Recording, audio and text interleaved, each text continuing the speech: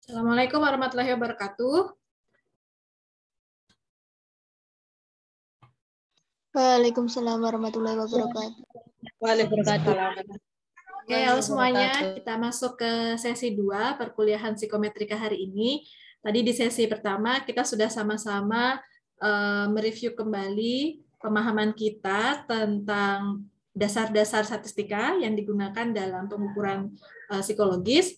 Kita sudah belajar konsep variabel, nilai dan skor, kemudian skala pengukuran. Nah, di sesi kedua ini saya akan membahas bagaimana kita menggunakan SPSS untuk menganalisis data hasil pengukuran. Hari ini saya akan fokus pada analisis deskriptifnya dulu. Untuk yang inferensial, yang itu terkait analisis korelasi dan regresi, akan saya lanjutkan minggu depan. Kalau boleh mengevaluasi sedikit, secara umum kalian sudah lumayan menguasai ya materi kita hari ini yang teori. Jadi kalau boleh saya share hasil tes kalian. Nah, sudah tampak ya. Nah, ini rata-rata nilai kalian di tes pertama 7,9, itu bagus. Kebanyakan sudah menguasai konsep variabel, dan kemudian untuk di tes kedua, kita lihat, nah agak lebih rendah, tapi ya lumayan, 6,77. Sebagian besar juga sudah menguasai konsep skala pengukuran. Saya pikir mengenai konsep ini, lama-lama kalian akan ingat sendiri seiring dengan kalian menggunakan konsep ini terus untuk proses pengukuran. Jadi, berdasarkan ini, kita sudah bisa lanjut ke materi berikutnya, karena konsep skala pengukuran itu akan kita terapkan ketika kita mau menggunakan SPSS. Ya. Nah, sekarang kita mulai. Jadi kita menggunakan software SPSS untuk analisis data pengukuran. Sebetulnya ada banyak software yang bisa kita gunakan, tetapi yang umum yang selama ini kita pelajari adalah menggunakan SPSS. Jadi mohon disiapkan SPS-nya, karena mulai dari pertemuan ini dan selanjutnya kita akan banyak berlatih dengan software ini. Sekarang saya mulai untuk analisis data deskriptifnya. Jadi ketika kita sudah punya data semacam ini,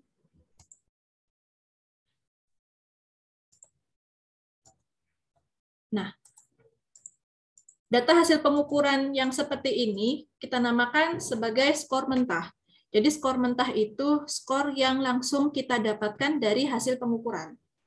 Skor mentah ini belum memberikan kita informasi yang cukup banyak tentang bagaimana individu atau orang-orang yang ikut dalam tes itu performanya semacam apa. Kita belum mengetahui banyak hal dari skor mentah ini.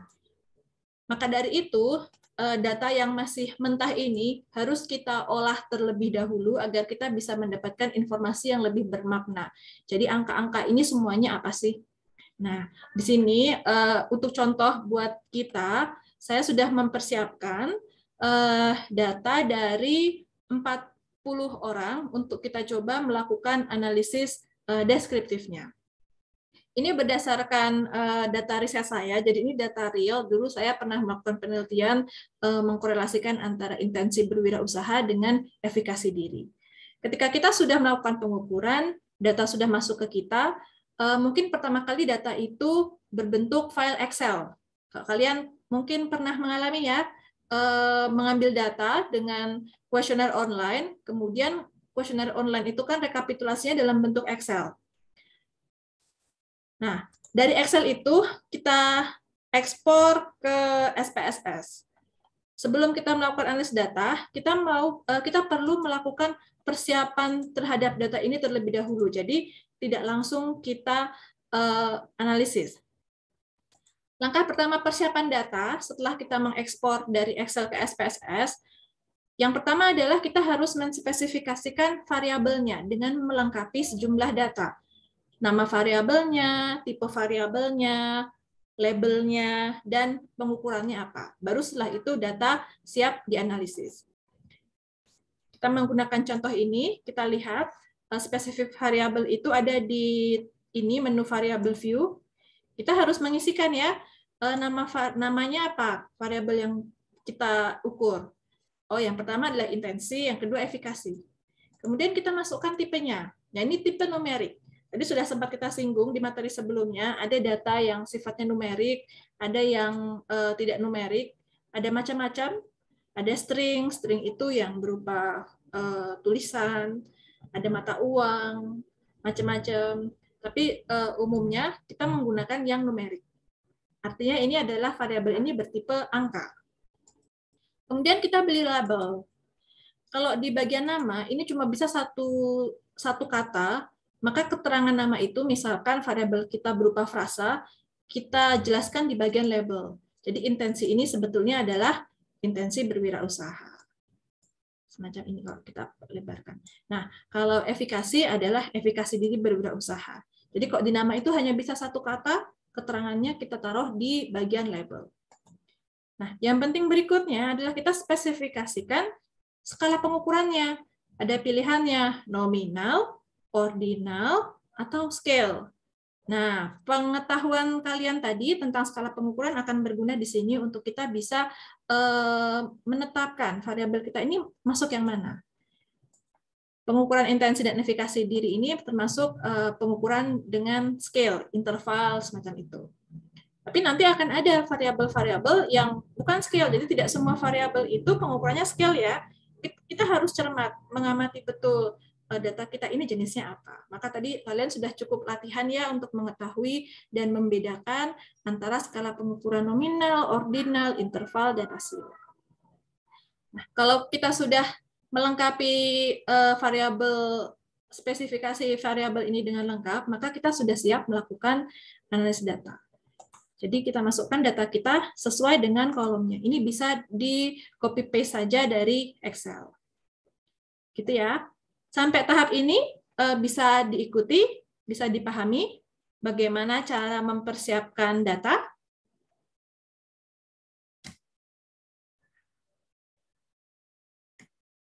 Mungkin bisa merespon dengan di chat kalau sudah bisa mengikuti ya. Kalau belum, mari kita diskusikan di bagian mana yang mungkin kalian belum paham atau masih bingung. Silahkan.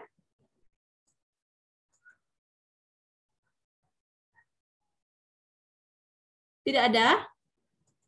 Sudah bisa dipahami persiapan data untuk analisis? Oke, terima kasih Salsa. Oke. Nah, berikutnya setelah data sudah kita siapkan, yang kedua kita lakukan, hal pertama yang bisa kita lakukan adalah menyajikan data itu dalam tabel frekuensi dan grafik. Fungsinya adalah agar kita mendapatkan pemahaman yang global terlebih dahulu terkait data kita. Dan keuntungannya menggunakan tabel dan grafik adalah kita mendapatkan visualisasinya. Nah, jadi kalau kita lihat data kita ini kan masih berupa angka-angka yang acak ya.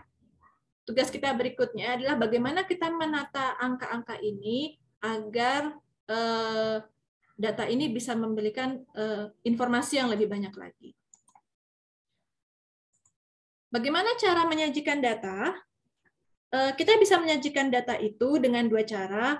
Pertama, menggunakan data tunggal. Yang kedua adalah dengan menggunakan data berkelompok. Kalau kita mau menyajikan data tunggal, caranya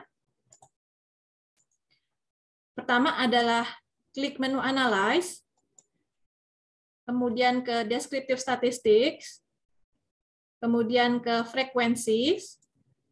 Nah, di sini kita masukkan variabel apa yang mau kita sajikan dalam bentuk tabel frekuensi.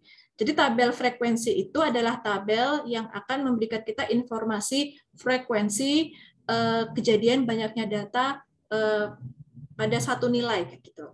Misalkan kita mau yang intensi berwirausaha. Kita tinggal klik ini, Display Frequency Tables. Nah, kalau kita mengklik ini, maka akan muncul tabel frekuensi. Untuk menu-menu yang lain, mungkin akan saya nonaktifkan dulu, agar kita bisa belajarnya satu persatu. Nah, kita akan coba lihat tabel frekuensi. Kalau sudah begini, centang ini kita oke. Nanti akan muncul hasilnya semacam ini. Frekuensi statistiknya ada 40 orang ya, valid, ada N-nya 40 orang, tidak ada data yang missing. Missing itu maksudnya ada data yang hilang, tidak terisi. Kalau missing-nya 0, itu artinya semuanya valid. Nah, kita lihat ini adalah tabel frekuensinya. Di sini kita lihat skor kita terentang dari 27 sampai 47. Skor ini diurutkan dari nilai yang terendah sampai yang tertinggi. Kita lihat frekuensi kemunculannya. Oh, 27 muncul 1 kali, 30 muncul 3 kali, dan seterusnya sampai nilai terakhir. Tabel berikutnya akan muncul persentase. Persentase adalah perbandingan frekuensi di satu nilai dengan keseluruhan frekuensi. Berarti 1/40 kali 100% dapatnya 2,5. Ini setiap skor ada persentasenya. Yang paling pojok adalah kumulatif persen.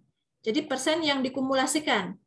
Jadi 2,5, kemudian berikutnya nilai berikutnya 30, ada 3 frekuensi, 7,5, 2,5 tambah 7,5 dapatnya 10.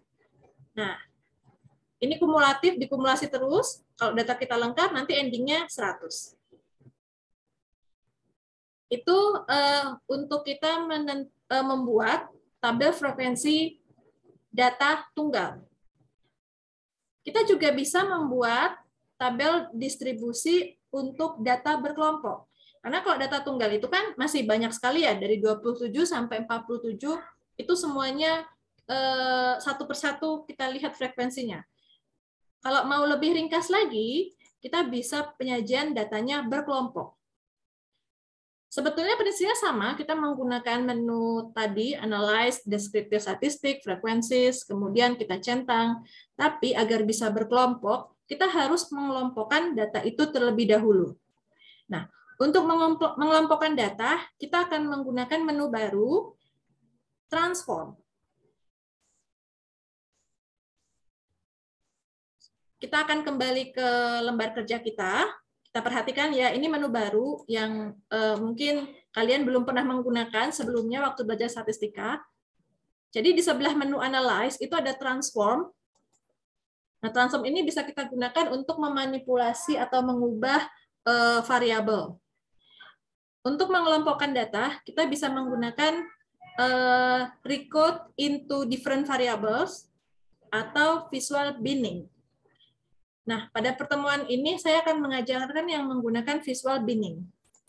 Kalau kita sudah oke, nanti akan muncul kotak dialog semacam ini. Kita akan diminta untuk memilih variabel apa yang mau kita kelompokkan. Kita pilih yang intensi berwirausaha. Kita masukkan ke kolom sebelah kanan, kemudian kita continue. Nah, akan muncul dialog box semacam ini lagi.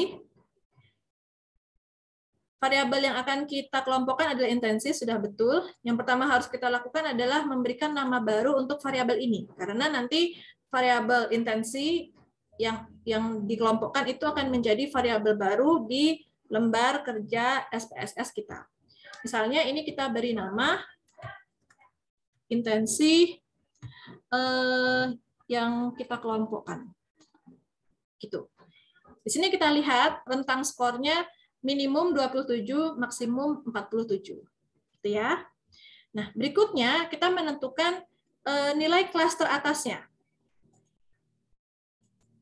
Ada 2 pilihan, yang included atau excluded. Kalau included itu nanti yang nilainya kurang dari sama dengannya akan terhitung dalam satu kelas interval. Kalau yang excluded adalah yang kurang dari. Kita coba yang included. Ini kalau kalian mau mencoba mana saja boleh.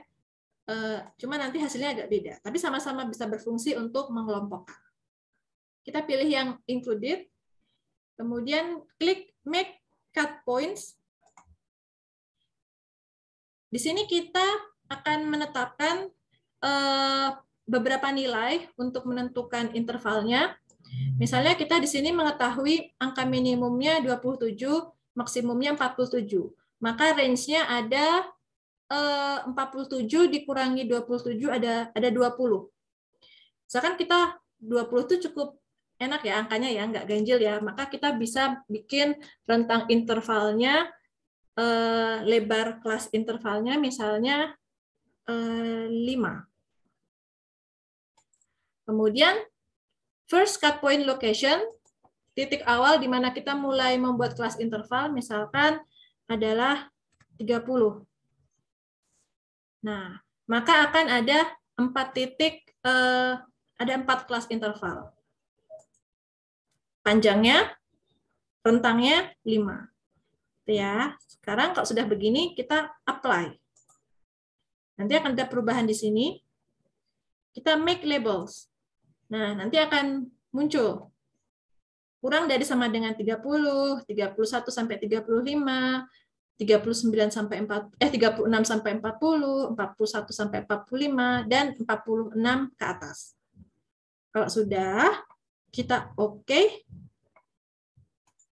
Nah, nanti di data kita akan muncul variabel baru. Sudah kelihatan belum? Nah, ini sudah muncul ya. Ada tadi variabel yang kita buat, variabel baru. Sudah terlihat? Sudah, Bu. Oke. Nah, ini hasil pengelompokan tadi. Pengelompokannya tadi ada 5 kelompok. Ini ada yang kelompok 1, 2, 3, 4, 5. Nah, kalau kita lihat variabel view-nya, nah, di sini dia akan muncul. Nama variabelnya intensi yang sudah kita kelompokkan, tipenya numerik, labelnya apa ini? Labelnya ini, intensi berwirausaha yang dikelompokkan, kemudian muncul informasi values-nya, rentangnya. Oh, peringkat 1, urutan nomor 1, kurang dari sama dengan 30, 2, 31 sampai 35, 3, dan seterusnya sampai 5. Di sini kita lihat pengukurannya masuk skala ordinal. Karena dia mengelompokkan dan kemudian mengurutkan dari yang terendah sampai yang tertinggi. Nah, kalau data kita sudah begini, kalau mau kita buat tabel distribusi frekuensinya, kita menggunakan cara yang sama. Analyze, descriptive statistics, frequencies. Nah, tinggal kita gunakan ini. Variabel yang tadi sudah kita kelompokkan. Kita masukkan ke sini. Kemudian kita oke. Nanti hasilnya semacam ini. Kita akan menghasilkan tabel distribusi frekuensi yang berkelompok. Nah, kalau yang tadi data tunggal, itu semuanya setiap data ada frekuensinya ya. Ini akan panjang sekali. Misalkan kalau data dengan data tunggal ini kurang efisien kalau rentang data kita sangat lebar, misalkan sampai ratusan gitu. Tapi kalau cuma sedikit rentangnya, data tunggal masih enak dilihat. Tapi kalau data kita cukup banyak, lebih baik kita menggunakan tabel distribusi frekuensi yang data berkelompok semacam ini. Sampai di sini bisa diikuti, teman-teman sekalian? Insya Allah bisa, Bu. Bu, saya mau bertanya, Bu. Oh iya, silakan. Siapa namanya? Anissa. Anissa, silakan. Itu tuh sama kayak kalau kemarin kan manual ya, Bu, di replace gitu. Itu tuh sama nggak sih, Bu, sama ini? Di replace? Yang dikelompokkan gitu loh, Bu. Oh, sama. Sebetulnya kan tadi saya mengatakan ada 2 cara untuk kita mengelompokkan. Yang tadi saya ajarkan menggunakan visual binning. Kita juga bisa menggunakan recode into different variable semacam ini. Nah, intensi berwirausaha, kita beri nama baru, intensi grup 2, tabelnya nggak usah change. Nah, sudah kita ubah ya, tekan change. Kemudian old and new values-nya apa? Kita ganti.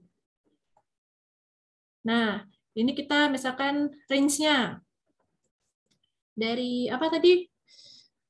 Lowest true value 30. Misalkan value-nya 1. Add Kemudian range, kita pakai yang range tadi 31 sampai 35.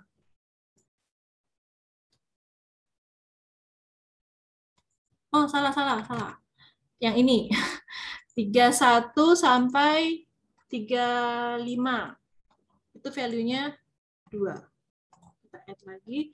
Kemudian 36 sampai 40. Ini peringkat yang ketiga. Kemudian 41 sampai 45.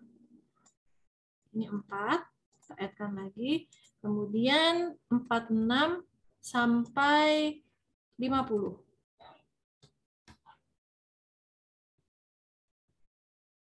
Mungkin bukan yang ini ya, kita pakai yang ini. Range through the highest. Berarti 46. Berarti ini value-nya 5. Kita add. Continue. Oke.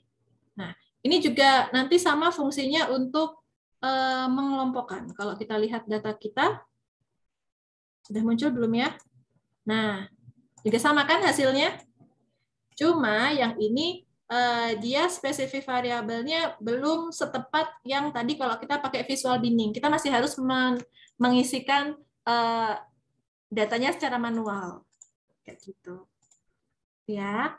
Dan kalau ini biasanya jadi variabel nominal. Kalau yang ini jadinya ordinal. Tapi sebetulnya esensinya sama saja. Jadi itu 2 cara untuk kita mengelompokkan data. Nanti ini juga bisa sama kita gunakan untuk membuat tabel distribusi frekuensi yang berkelompok. Maaf tadi Anissa pertanyaannya apa? Saya kurang jelas karena tadi saya teringat cara yang kedua. Bagaimana Anissa? Ini loh Bu, kan dulu kan masih manual yang ngelompokinnya pakai yang di Excel terus di replace, terus di yang variable view-nya juga harus di manual gitu loh Bu. Nah ini itu tuh sama nggak sama ini gitu loh Bu? Ya sebetulnya esensinya sama, cuma waktu itu kan cara yang praktis dulu aja deh bagi kalian yang baru belajar statistika. Nah ini di kuliah ini saya mengajarkan cara yang tingkat lebih tinggi, yang itu memaksimalkan fungsi SPSS-nya. Jadi sebetulnya sama saja. Tapi kan lebih praktis yang ini kan, ketimbang secara manual. Kalau secara manual kan masih ada kemungkinan salah, masih bisa mungkin keliru kan. Tapi kalau ini sudah lebih pasti benarnya, tepatnya, gitu ya. Jadi itu cara untuk membuat tabel distribusi frekuensi dengan data yang berkelompok. Nah, saya akan melanjutkan.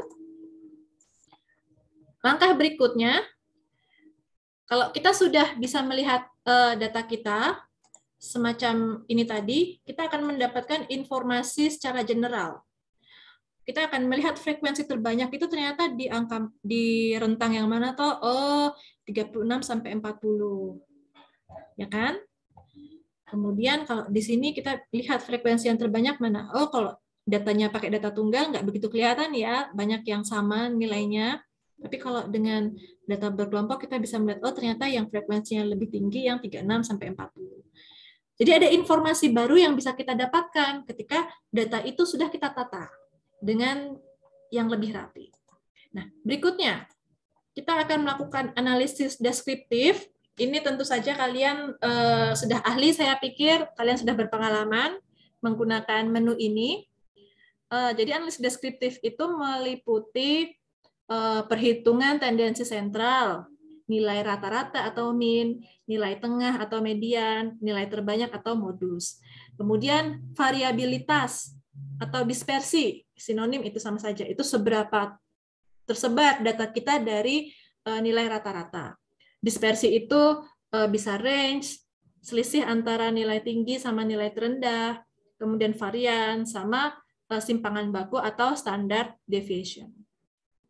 Nah, analisis deskriptif yang lain juga yang bisa kita munculkan informasinya adalah mengetahui nilai persentil. Jadi misalnya kalau data itu kita urutkan dari 1 sampai 100, nilai ke 75 itu nilai yang keberapa ya? Itu bisa kita munculkan informasinya. Distribusi juga sama. Kita mau mengetahui distribusi kita itu normal atau miring kanan, atau positif, miring positif atau miring negatif, atau cenderung platik-kurtik, cenderung datar atau cenderung sangat lancip atau apa tadi istilahnya itu, ingat ya ada platykurtik, mesokurtik sama leptokurtik, apa-apa saya lupa, maaf. Nah itu bisa kita munculkan informasinya dari ini. Kita kembali ke SPSS, kita lihat bagaimana caranya. Kita kembali gunakan menu Analyze, Descriptive Statistics, kemudian Frequencies. Nah, kita gunakan variabel yang tadi awal, intensi berwirausaha. Kalau kita mau analisis deskriptif, kita harus menggunakan menu yang ini, Statistics.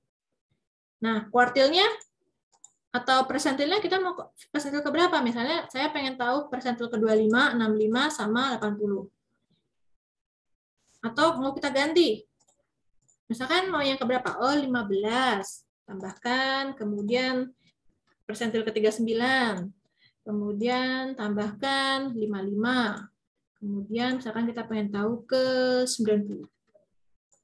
Kalau persentil itu cuma bisa dari 1 sampai 100 ya. Jadi kalau lebih dari 100 itu nggak bisa persentil. Kemudian tendensi sentralnya kita mau tahu nilai min, median, modus. Nah ini kita centang. Dispersinya, simpangan bakunya, variansnya, range, nilai minimum, nilai maksimum, bolehlah kita centang. Nah ini untuk distribusinya, apakah normal atau miring, atau cembungnya seberapa, apakah luncip sekali atau cenderung datar. Ini kita centang skewness sama kurtosisnya. Kemudian kita continue. Nah, berikutnya kita juga bisa langsung kalau kita mau melihat data kita dalam bentuk grafik, chart. Banyak pilihan, bisa bar chart, bisa pie chart, atau histogram. Di sini kita mau coba yang histogram ya.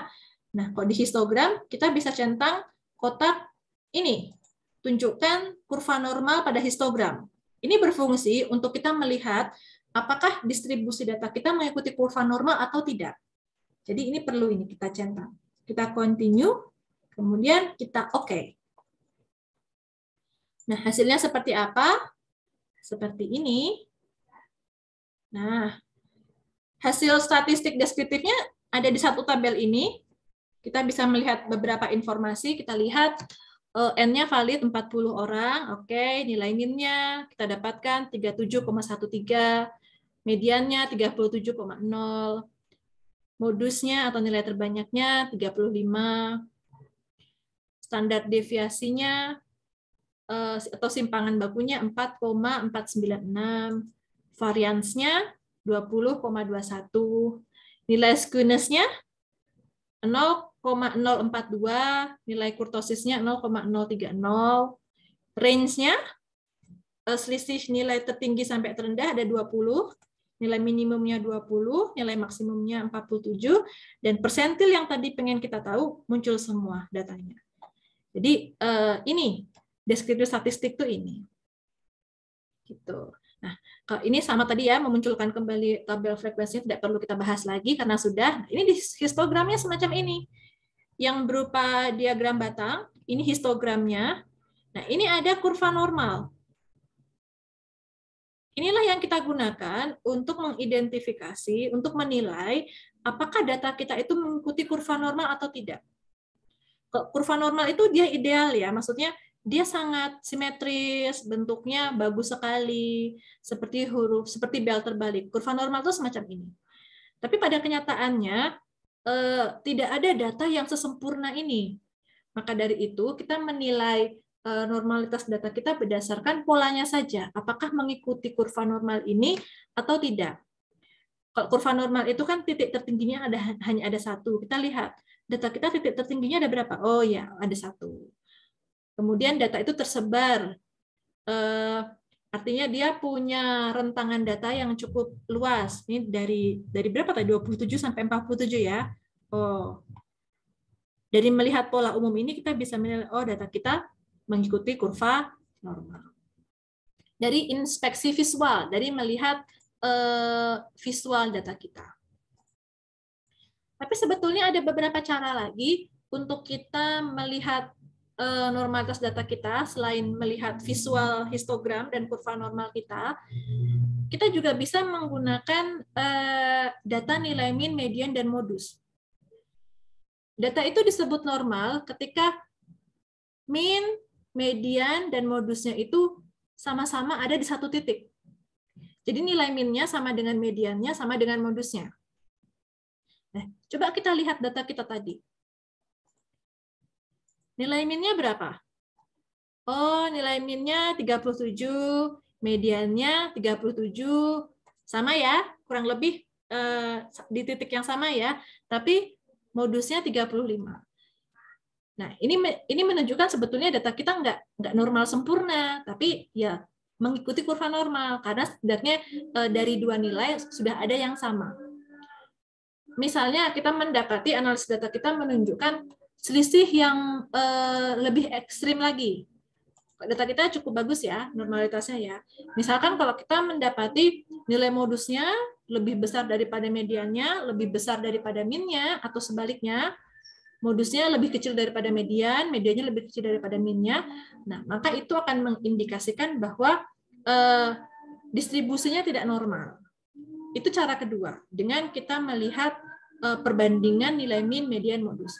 Kalau kurang lebih sama, nah itu artinya data kita relatif mengikuti kurva normal. Tapi kalau kita lihat lebih besarnya itu agak besar, kayak gitu, modusnya lebih besar daripada median, lebih besar daripada minnya, itu artinya petunjuk data kita tidak normal.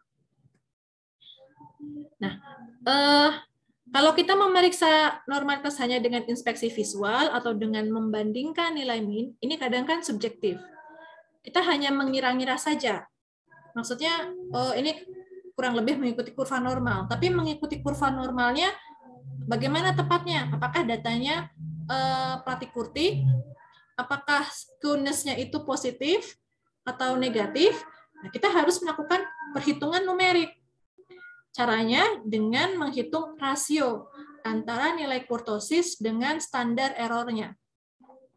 Jadi kalau kita lihat ini ya, data ini, ada nilai kurtosis, di bawahnya ada standar error of kurtosis. Ada nilai skewness, ada standar error of skewness. Ya kan? Nah, ini yang kita lihat rasionya. Caranya bagaimana ya? Tinggal dibandingkan saja. 0,042 per 0,374. Kalau mau tahu kurtosisnya, 0,030 per 0,733. Kalau nanti hasil perbandingannya itu di antara minus 2 sampai plus 2, maka distribusi kita mengikuti kurva normal. Meskipun agak menceng-menceng, meskipun cembungnya itu relatif agak datar atau agak lancip, tapi kalau masih dalam rentang min 2 sampai plus 2, maka itu relatif normal. Tapi kalau hasil perbandingan rasio ini kurang dari negatif 2, misalkan negatif 3 atau negatif 2,1, atau lebih dari 2, misalkan plus 3 atau plus 2,5, maka itu kurtosisnya tidak normal. Gitu ya. Perhitungan skewness-nya juga begitu. Dengan rasio, kita bandingkan nilai skewness-nya dibagi standar error-nya. Kalau masih dalam rentang min 2 sampai 2, maka distribusi kita relatif normal. Tapi kalau kurang dari negatif 2 atau lebih dari 2, maka itu distribusinya bisa kita katakan tidak normal.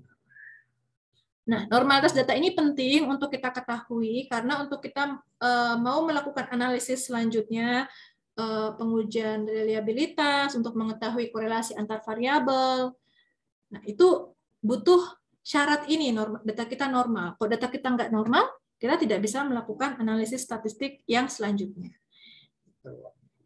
Nah, untuk materi penggunaan SPSS kita, itu saja. Mungkin di antara kalian ada yang mau bertanya terlebih dahulu mengenai penggunaan SPSS ini? Ada?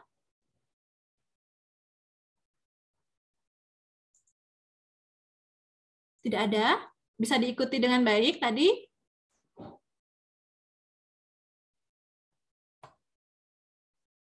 Oke. Bisa, Bu.